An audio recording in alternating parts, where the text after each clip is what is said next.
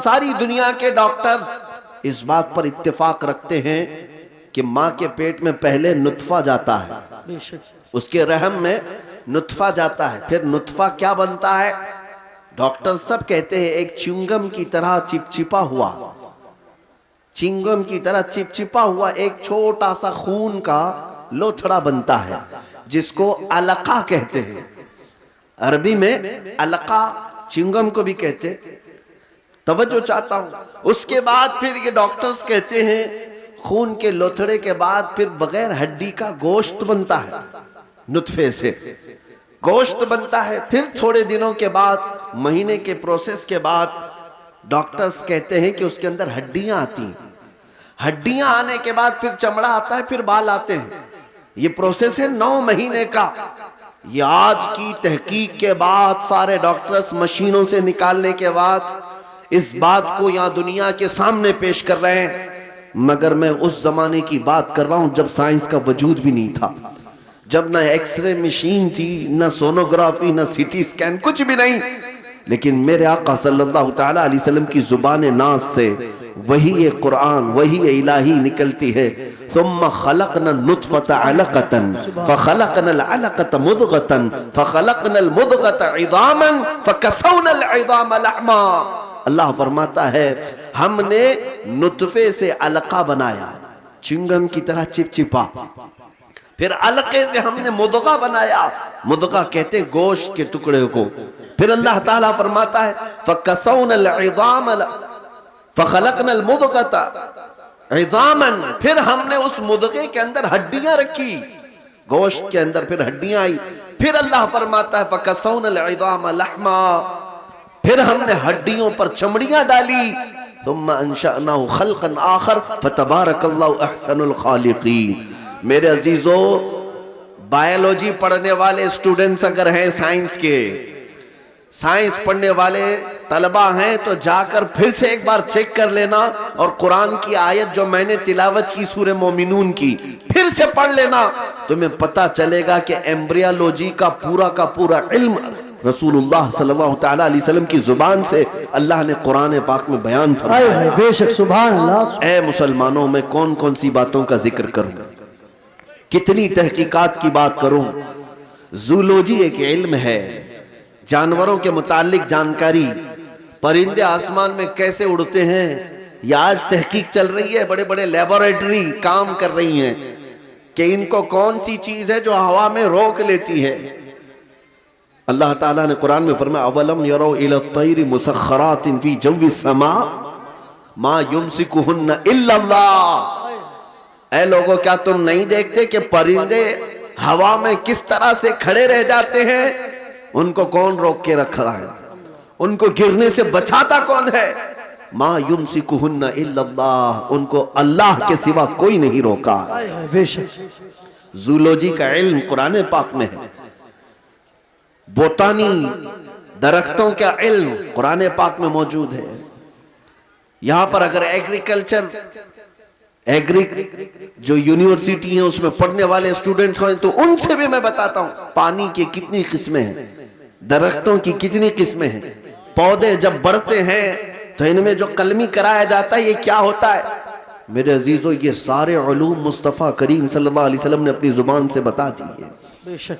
उस जमाने में बता रहे हैं जब साइंस का वजूद नहीं। उस पर मजीद ये कि नबी पाक पूरी जिंदगी भर किसी के यहां पढ़ने के लिए गए नहीं, शागिर्द बने। मेरे नबी उम्मी हैं, जिनको दुनिया में किसी ने नहीं पढ़ाया। रसूल पाक का अगर कोई उस्ताद है, मुअल्लिम है, तो रब्बे कायनात। अब ये तमहीद के बाद मैं आपसे पूछना चाहता हूं, ऐ मेरे अजीज बच्चों, तुम्हारे पास उलूम का खजाना था, तुम्हारे पास रसूलुल्लाह सल्लल्लाहु तआला अलैहि वसल्लम जैसी अजीम जात थी, तुम्हें फिर इधर उधर की देखने की जरूरत ही नहीं थी। इसीलिए हमारे इमाम ने बरसों पहले हमें तंबीह करके ये पुकार कर कहा था, इमाम अहले सुन्नत फाजिल बरेलवी ने, फिर के गली गली तबाह, ठोकरें सबकी खाए, दिल को जो अक्ल दे खुदा तेरी गली से। नारे तकबीर, नारे रिसालत, मसलके आला हजरत मुफ्ती सलमान अज़हरी साहिब क़िबला, नारे तकबीर, नारे रिसालत हमारे लिए रसूल पाक सल्लल्लाहु ताला अलैहि वसल्लम की जिंदगी से बेहतर कोई जिंदगी आइडियल हो ही नहीं सकती।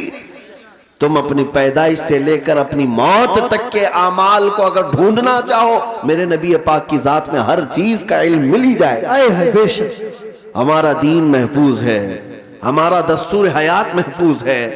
वो लोग इधर उधर देखें जिनके पास एजुकेशन नाम की कोई चीज ना हो, वो लोग चुरा करके लाएं कवानीन जिनके यहां खुद कवानीन नहीं हो। आपको पता है पूरी दुनिया को लॉ तकसीम करने वाला मेरा दीन है, मजहब इस्लाम। बेशक बेशक। कवानीन कौन जानता था? यूरोप जानता था कि लॉ कैसे बनाए जाए, पार्लियामेंट कैसे चलाई जाए। अरे ये बादशाही निजाम, इनमें ऐसा था कि जिसकी लाठी उसकी भैंस, ये चलता था निजाम। ये इस्लाम है जिसने हर चीज के उसूल बनाए, कवानीन बनाए।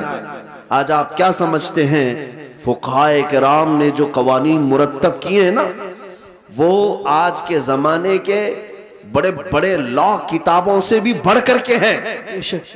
तुम्हारे दीन में कमी किस चीज की है? किस चीज की है? क्या ना अखलाक की कमी है, किरदार की कमी है, इल्म की कमी है? सारी चीजें हैं। कमी सिर्फ तुम्हारी है कि तुमने तवज्जो करना छोड़ दिया। उनके जो हम गुलाम थे, खल्क के पेशवा रहे, उनसे फिरे जहां फिरा फिराई कमी वक़ार। और आज बहुत सारे लोग ये समझते हैं कि हमारे पास माल और दौलत नहीं इसलिए हम बिछड़े हुए हैं। जी जी। हमारे पास सियासी ताकत नहीं है इसलिए हम बिछड़े हुए हैं। हमारे पास इक्तिदार नहीं है, क़यादत नहीं इसलिए हम बिछड़े हुए हैं। हमारे पास डिपार्टमेंट में या फिर किसी भी अच्छे ओहदों पर हमारी नुमाइंदगी नहीं इसलिए हम बिछड़े हुए हैं। नहीं मियाँ, मैं कहता हूं सबब कुछ और है जिसे तू खुद समझता है। तुम्हारे बिछड़ने की वजह, तुम्हारे पसमानदगी की वजह जो तुम सोच रहे हो वो नहीं है। सबब कुछ और है जिसे तू खुद समझता है।